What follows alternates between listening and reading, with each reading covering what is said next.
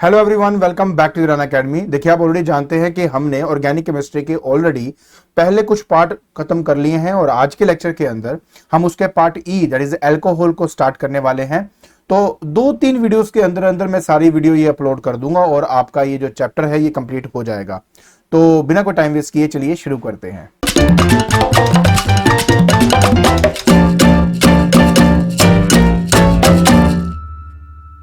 देखिए बेटा, अब हमने स्टडी करना है अल्कोहल्स के बारे में। जब हम कहते हैं कि अल्कोहल्स क्या होते हैं तो हम कहते हैं कि ये आपके हाइड्रोक्सिल डेरिवेटिव होते हैं एल्केन्स के, ऑफ एल्केन्स। तो सबसे बड़ा सवाल ही ये है कि ये हाइड्रोक्सिल डेरिवेटिव ऑफ एल्केन का मतलब क्या होता है। मतलब बहुत आसान है। एक एग्जांपल के तौर पर समझाता हूँ कि मान लेते हैं कि मेरे पास मीथेन है। अब मीथेन का जो फॉर्मूला है वो आपको पता ही है कि क्या होता है। CH4 जो है वो हमारा मीथेन होता है। तो अगर स्ट्रक्चरल फॉर्मूला देखूं इसका तो यहाँ H आ जाएगा, यहाँ पे H आ जाएगा, यहाँ H आ जाएगा, यहाँ पे H आ जाएगा। तो आपने करना क्या है, करना सिर्फ इतना है कि यहाँ से हाइड्रोजन को निकाल दीजिए और इसकी जगह पे आपने लगाना है OH ग्रुप। तो ये कुछ ऐसा दिखेगा कि C ऊपर H, यहाँ पे H, यहाँ पर H और यहाँ पे आ जाएगा OH। तो जो चीज आप यहां पे देख रहे हो एक्चुअली ये अल्कोहल का स्ट्रक्चर फॉर्मूला है। स्पेसिफिकली बोलूं तो ये मिथेनॉल है। क्या है? एक मिथेनॉल है आपका।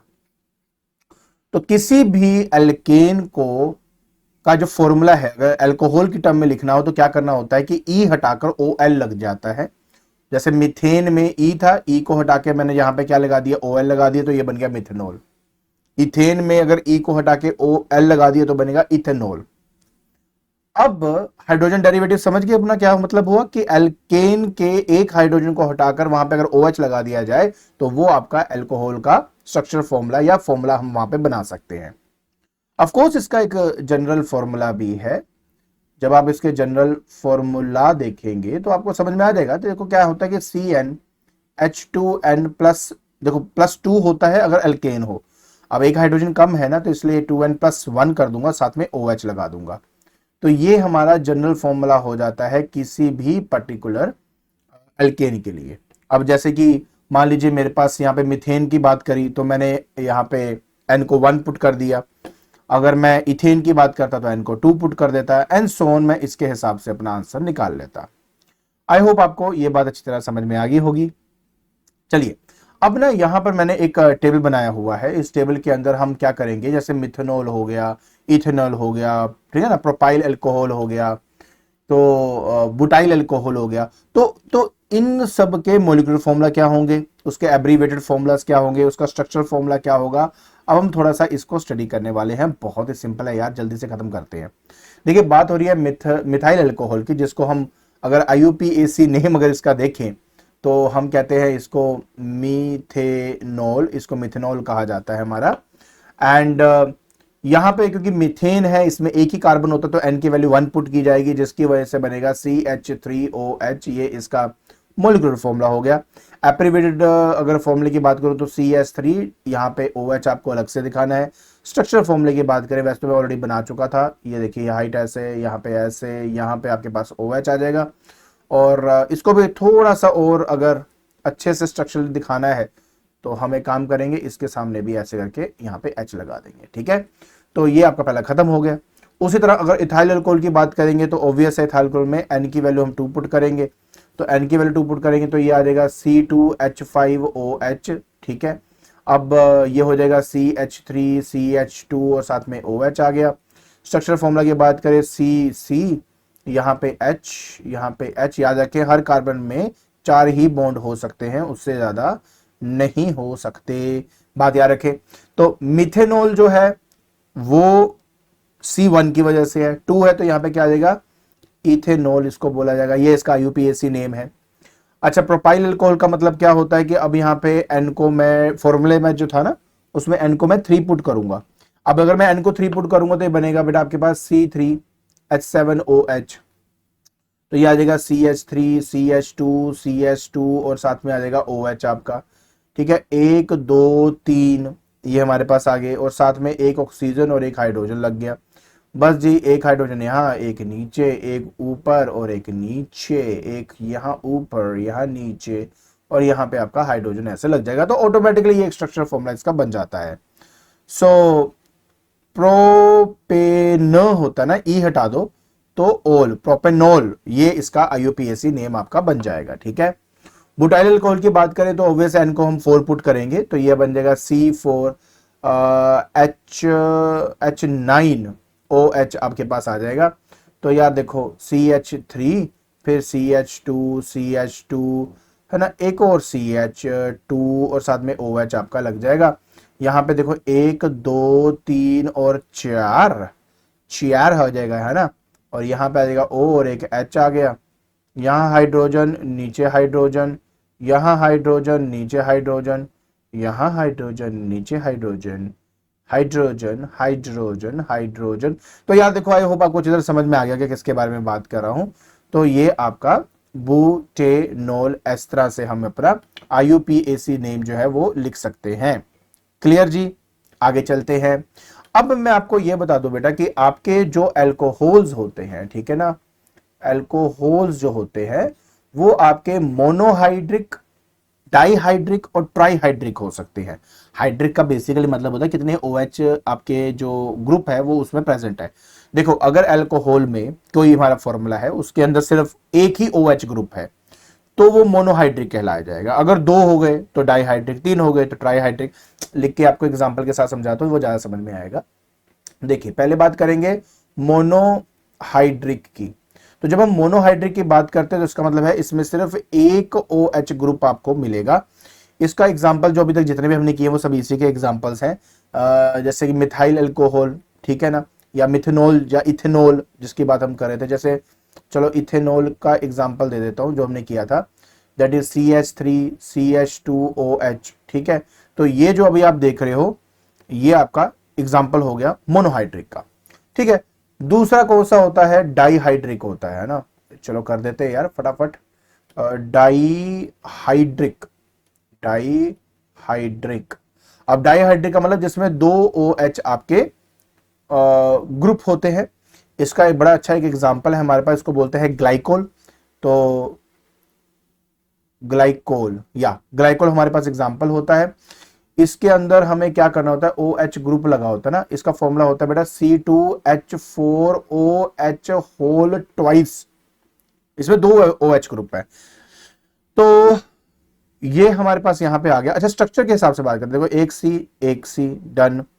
ठीक है। एक OH ग्रुप, ये एक OH ग्रुप, ये एक H, नीचे एक H, यहां एक H, यहां एक H। तो ये स्ट्रक्चर फॉर्मूला हो गया आपका ग्लाइकोल का। तीसरा हम जो करेंगे वो है आपका ट्राईहाइड्रिक। ट्राईहाइड्रिक, जब हम ट्राईहाइड्रिक की बात करते हैं मतलब उसमें 3 OH ग्रुप आपको यहां पे मिलेंगे। इसका सबसे अच्छा एग्जांपल होता है ग्लिसरॉल। ठीक है। ठीक है, क्या आ जाएगा आपके पास, दैट इज ग्लिसरॉल। ठीक है। ग्लिसरॉल जो है इसका हमारे पास बन जाता है। अब इसका फॉर्मूला राइट, तो हमारे पास 3 OH ग्रुप लगेंगे यहां पे। तो हम क्या करेंगे, यहां पे एक काम करते हैं, जैसे कि CH2 CH and CH2 again, एक आपका यहां पर हो गया OH, एक यहां पे OH, एक यहां पे OH। तो ये हमारा जो ग्लिसरॉल है ये उसका स्ट्रक्चर फॉर्मूला आपका बन जाता है। ठीक है। अच्छा, क्या इसका हम IUPAC नेम लिख सकते हैं? हम बिल्कुल लिख सकते हैं। देखो अगर देखा जाए तो यहां पे 3 कार्बन है, 1 2 3, तो इसमें प्रॉप वर्ड तो यूज किया जाएगा। ठीक है। अगर आप कहीं से भी स्टडी कर लो, 1 इसको 1 ले लो, इसको 2 ले लो, इसको 3 ले लो, चाहे लेफ्ट से राइट हो चाहे राइट से लेफ्ट, कोई फर्क नहीं पड़ेगा। ठीक है ना, क्योंकि यही मेन चेन है आपकी। तो हम इसको लिखते हैं बेटा 1 2 3 प्रोपेन, प्रोपेन ट्राईओल, ट्राईओल। तो ये मेरा IUPAC नेम है किसका, ग्लिसरॉल का। आप खुद देखो ना, 1 2 3 में आपको 3 ओल किसको कहते हैं, OH ग्रुप को कहते हैं। तो 3 OH ग्रुप लगे हैं और प्रोपेन इसकी प्रॉपर एक सीरीज है। ठीक है ना, आप उसके हिसाब से मेजर मतलब वो हमारे पास क्या है, मेन चेन है, उसका नाम प्रोपेन है। एंड आई होप आपको ये समझ में आ गया होगा। ठीक है, तो इस तरीके से हमें अपना ये 3 डिफरेंट टाइप ऑफ अल्कोहल को यहाँ पे स्टडी करना था। डन, आगे चलते हैं। अब हमारे पास आता है इथेनॉल के बारे में। हम जो बेसिकली स्टडी करने वाले हैं वो इथेनॉल को लेकर स्टडी करेंगे।